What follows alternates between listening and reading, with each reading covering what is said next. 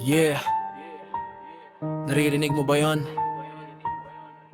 Hinga ng bayan na nalilunod ng corruption. Pilipinas, gising.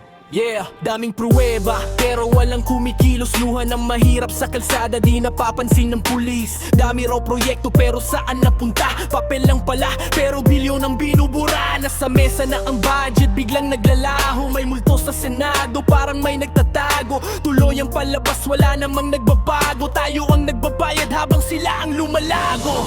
Ilang beses bang luluhod ang bayan? Ilang henerasyon pang dadamay sa kasalanan? Pilipinas, teka lang, hindi ka para sa magnanakaw lang. Hangad ninakaw ang bayan, pero di ang pangarap natin. Kahit gaano kagumi, babangon pa rin.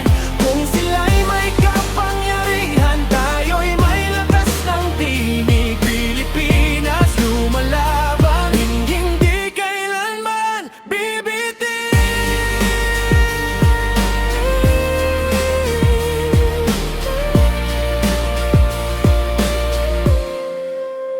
Laging para sa tao, pero para bang biro. Pag binuksan ng libro, puro butas, puro luko-luko. Bakit ganto? Sino bang may kontrol? Bakit ang masa ang laging sinasalo ang bagyo? Kapag may kumuwek, biglang may media blackout. Pero pag may artista trending, agad shoutout. Ganito ba talaga ang hustisya sa Pinas? Pag mahirap ka mabilis, pag mayaman malakas.